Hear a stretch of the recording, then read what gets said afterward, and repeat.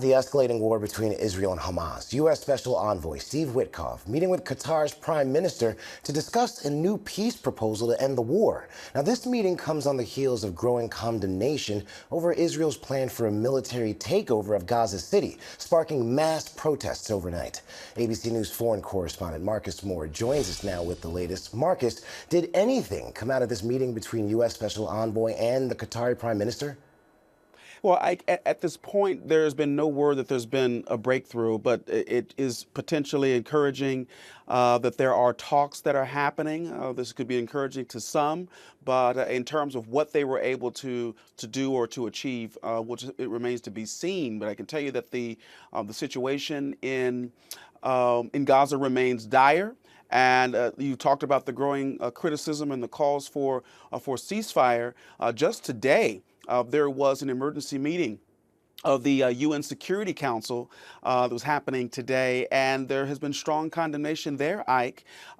We've heard from world leaders, including from the head of the organization, the Office for Coordination of Humanitarian Affairs, OCHA, saying during this hearing that he's extremely concerned about the prolonged conflict, and that the reports of atrocities and further human toll that is likely to unfold following the government of Israel's decision to expand military operations in Gaza. He said that this marks a very grave escalation. And just one other comment we heard from an official with OCHA. He said that this is no longer a looming hunger crisis, that this is starvation, pure and simple, designed to ensure a minimum of humanity. That claim coming from a representative of OCHA.